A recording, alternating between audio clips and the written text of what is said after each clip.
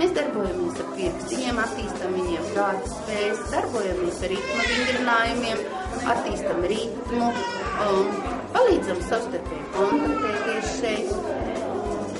Tā kā, lai viņi drošāk varētu justies. Arī māmiņas, lai viņām būtu vieglāks šis laiks, kamēr viņas dzīvo mājās ar bērniem, lai viņas varētu savstarpēji parunāties, pakontaktēties, un tad viņām tā liekas viss tā gaišāk un vieglāk.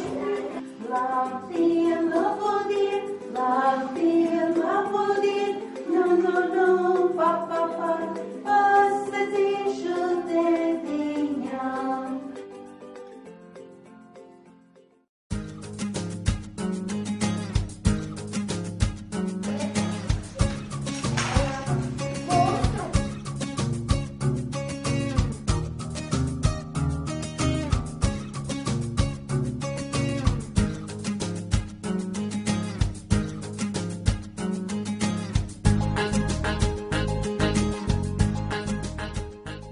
Darbojās sīkā pirkstiņu muskultūra, sīkie pirkstiņi darbojās, un līdz ar to arī valodiņa raisās. Nav tā, ka katru dienu atkārtojas, un katru dienu jātais viens un tas pats. Katru dienu ir kaut kas cits.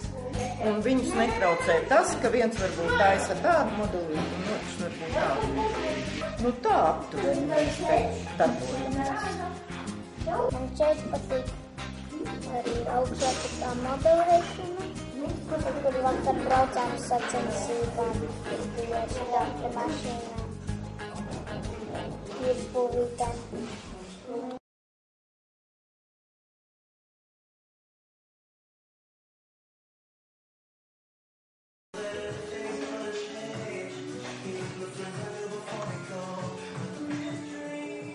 Uzpūtu speciālu hidrumu, ar ko notīru riepas, lai viņš tik daudz neslīd, braucot pa krastu.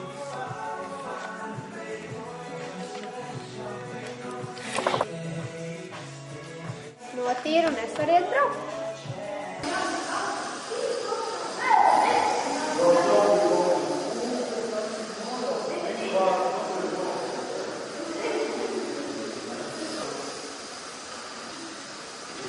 Mums ir gan sacensības skolots katrs, lai nobrauktu apli laiku, tātad kvalifikācija, kurš ātrāk nobrauks apli kaut kādā dotā laikā. Gan braucam arī uz ilgumu. Mums ir izturības sacensības, kas notiek arī reizi gadā vasarā. Parasti mēs savācamies un 12 stundas braucam. Modelis ir lielākā daļa ar iesācējiem brauc ar šādiem modeļiem. Viņi sastāv no šasijas, motora, zobratiem, riepām un arī kontaktiņiem, kas saņem elektrību no trases un padod to tālāk uz motoru. Un tās mašīnas puiši gatavo paši. Svarīgi, man liekas, ka mūsdienās ir nevis baigi aprobežoties ar to, ka visu var izdarīt datorā un vienkārši sēdēt spēlēties. Bet bērniem ir tomēr nepieciešams uzzināt arī tās tehniskās lietas. Mums ir tas bonus, ka mēs varam bērniem iedot tieši to praktisko pusi. Mēs parādām, kā tās lietas darbojās, un pēc tam izstāstam viņiem to teoriju, kā tas viss tiek. Tā ir tāda aizraušanās, un daudz, kas ir to visu iesākuši, pēc tam arī studējuši gan tehniskās zinības, vai arī augstos amatos šobrīd strādā.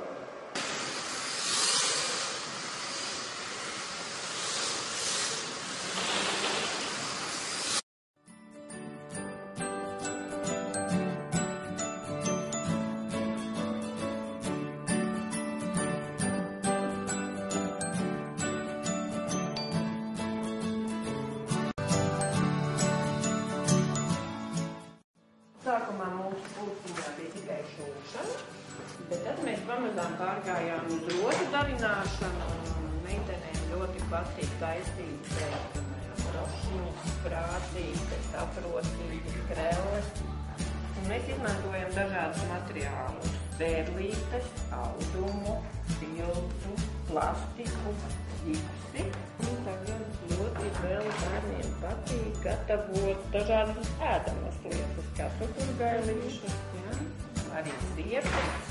Saturīgi ir pavadīts brīvais laiks, un viņi arī var realizēt savu radošo potenciālu. Bieži vien mēs no bērniem mācāmies arī to jaunības deksmi un dažādas foršas idejas.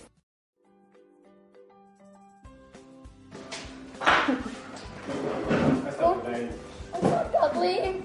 Nē.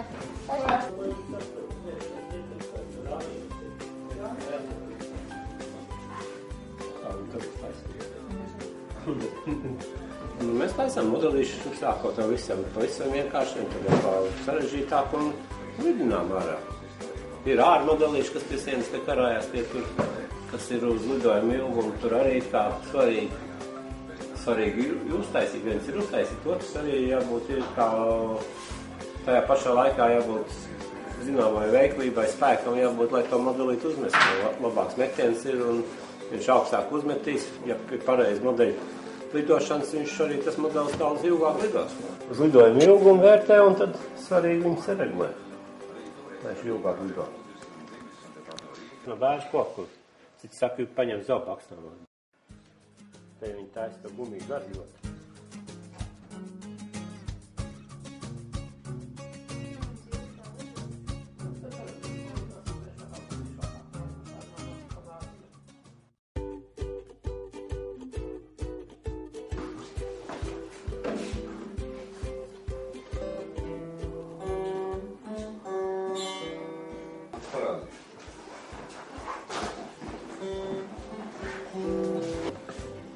Latviski runājot te, piemēram, tas zilīts solo, zini, jā?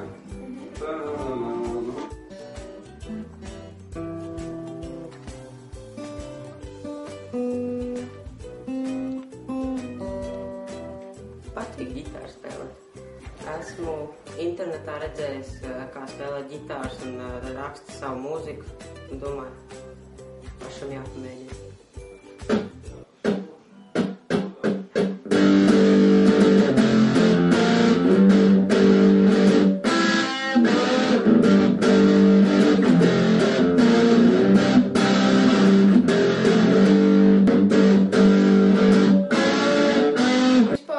Sāku spēlēt, jo es gribēju mūzikā dabūt desmitnieku. Mūzikas instruments tev ir, piemēram, ka tev nav ko darīt, lai tev nav jāsēž, jāspēlē datorspēles, var paspēlēt ģitāru.